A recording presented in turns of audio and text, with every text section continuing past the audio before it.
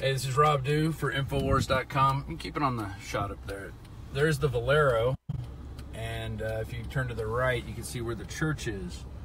So, at 11:30 a.m. yesterday, a 26-year-old disgruntled atheist went and opened fire on and killed 26 people, injuring many others.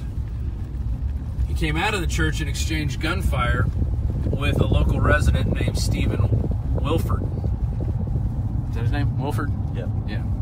Stephen Wilford, who then commandeered the truck of Johnny Langendorf, who was there at the intersection, saw what was going on, and then they took off after him, coming down this road, 539. So we're just going to drive the path right now and talk about what we've learned so far.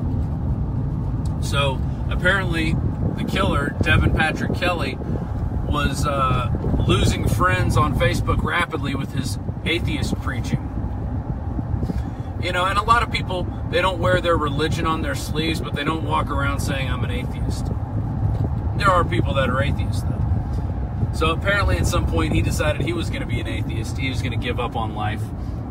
Maybe it was after for the people to come and get their info from the community. There was 8 family members and 1 family who were killed by this guy. So it was a pretty horrific shooting. In fact, it was the biggest mass shooting in Texas history.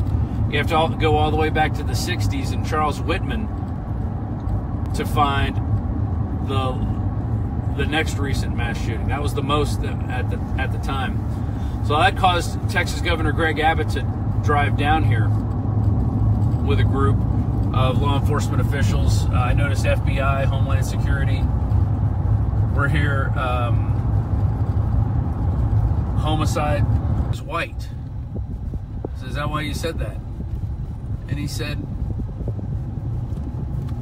and he looked at me and goes, he was white? Like he didn't know. Like that hadn't been out everywhere. Like that question was on the tip of his tongue just because it was a shooting. So a shooting at a church, automatically a militia group. Which if you look, militia groups haven't been involved in really anything. If you look at Timothy McVeigh, this guy was an Army officer, went deep cover. There's video of him in is. Oh, we've been contacted by the Russian government saying this guy's traveling under an assumed name. But that's a side issue. So, Mr. Langendorf and Mr. Wilford were driving along here about 95 miles an hour. We're going about 60 right now. Trying to catch up to the shooter. They were determined to stop him. They weren't waiting for law enforcement. They weren't waiting for first responders. They were the first responders. They were the militia of the town. A de facto militia. They didn't wait for orders from headquarters. They went to the sound of the gunshots. Nobody told Mr. Wilford what to do. He had no military training. He was a plumber and a biker. He grabbed his gun and went and confronted the shooter. And they take off down this road. They make it about 5 miles. We should be getting close to the spot pretty soon. And there's conflicting reports of whether Mr. Langendorf ran him off the road or whether the shooter drove off the road. He was driving at such a high speed he lost control of his car. But the road should be open today, so we should be able to get to the exact spot where it happened. Last night they had it blocked off. We did a report from outside the coordinate zone while they were moving 2 of the vehicles, a white SUV and a black truck. And so what is the left calling for? One, they're celebrating this death right now. They're celebrating the deaths of all these people. They think it's great. Oh, more Trump voters is what they're saying. Pretty sick individuals. Pretty sick individuals. And now they're going to call for more gun control. Oh, what kind of gun did he have? They're going to obsess over the gun. We were over at the site of the shooting looking at all the mainstream media. and all they were talking about was the gun that he used, the AR-15, the Ruger. So this is the road we came up on last night, so it's just past this. Yep. And earlier I was talking about what do people need to do that are listening to this? You need to get trained. You need to get your concealed carry license. Because these events seem to be increasing. The mental illness is increasing. The degeneracy is increasing. And as this increases, you have to ask yourself, are you going to be a victim? Or are you going to stand up? Because the time to get training isn't when you hear the bullets firing. That's when you need to be completed with your training and be well-rounded with your firearm.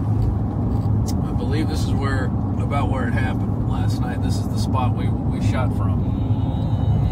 No, we were past these flags. Yeah, the place we shot from had some trailers out front. Yeah. But you have to be prepared. And you can't expect the police to be there, and you can't expect the police to protect you. You shouldn't expect the police to protect you. Now, this is a big country. But they're going to keep calling for gun control, and they're going to find more patsies to rev up and send out. And they're going to keep doing it because they want to get your guns. They want to turn this country into a police state. They want to rule over you.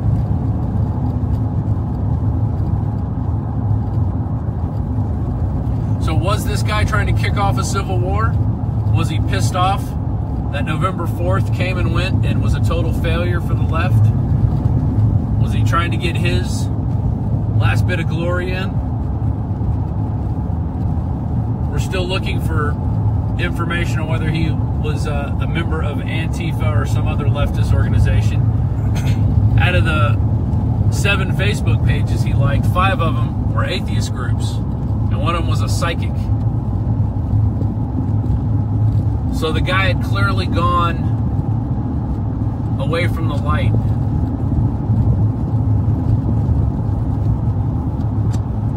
They're shooting by. Yeah. So we're on Route 539. This is the path that the killer took after he shot all those people. Anybody asking any questions? Not as of yet. They're just commenting on things. Should be getting close now. Yeah. We're definitely getting close. They had this area blocked off 4 ways. There's a 4-way up here. And they had it blocked off last night.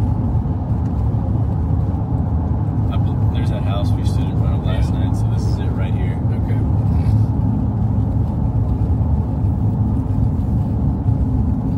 Yeah, right there, right? Yeah, that's And they where made this turn. Looks like it went off right there. Look, you can see the sun. It went off right there. And then maybe went that way. You can see where the markings were.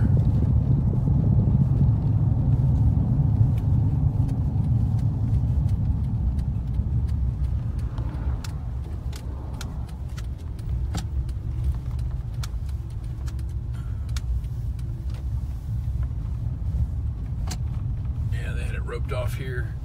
So that looks like the spot. Did you get those flags? I'll go back around and we'll get those again. Turn around up here.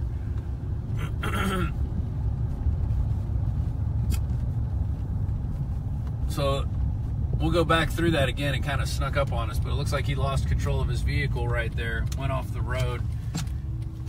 And they're not sure if he died from his wounds or from the wounds that from the plumber, Mr. Wilford, or if he took his own life. He did have other guns in the car. They did see some suspected explosive devices. But we're also hearing that there was a passenger in his car, which is why the guys took off. So was that a hostage, or was that somebody there with him? We don't know.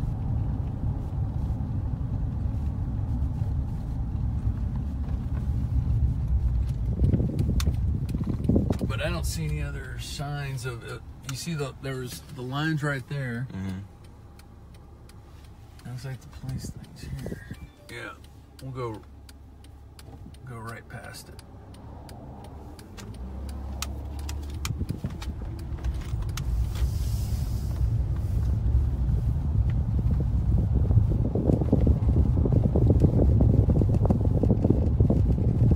It appears the car came right through here, where those flags are, and ended up somewhere right along here in this shallow ditch, which is where he finally died. I'm gonna pull back around this way. This might have been, he might have came back on, because it looks like he came back on the road. And you can see some of the tracks in the grass right here. Does it look like they were in a field of some sort from the overhead?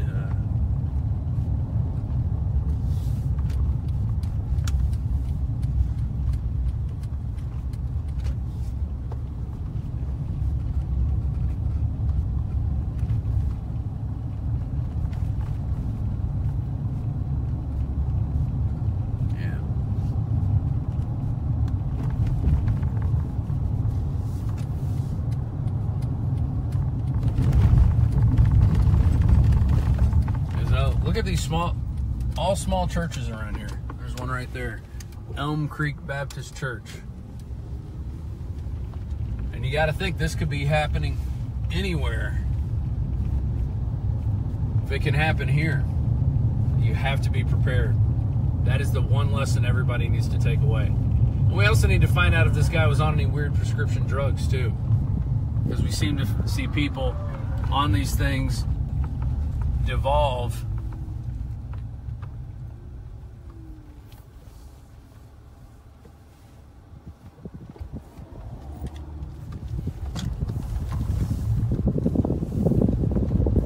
So that's another question we need to be asking. The mainstream media won't be asking these questions. They're not going to ask if he was on any prescription drugs. Looks like there was some here. It might have been right here, where he finally went off the road. There's a couple flags. They had these. They were marking the scene last night, and they were keeping everybody away from this area. They had this whole area blocked off for quite a distance in either direction. Yeah. And you can see the police line is still kind of hanging around. But this is the site where the shooter met his end, thank God. Justice was swift. Taken out by a righteous man with good in his heart. So, people out there need to ask themselves, which side are they going to be on? Because it seems like the battles and skirmishes are increasing with whatever demonic forces are possessing these people. And you might not see it on a Facebook post. You might not see it in conversations with people. Nobody knew who Stephen Paddock was. But we don't even know if he was the lone shooter either. We can't get anything out of the FBI. But it does appear that, you know, they've made a makeshift morgue adjacent to the church because this area doesn't have the capacity to handle that many bodies.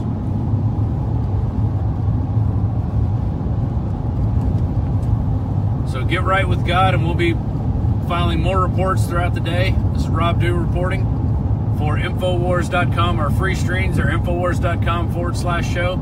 Thank you for your support. Please continue to support us.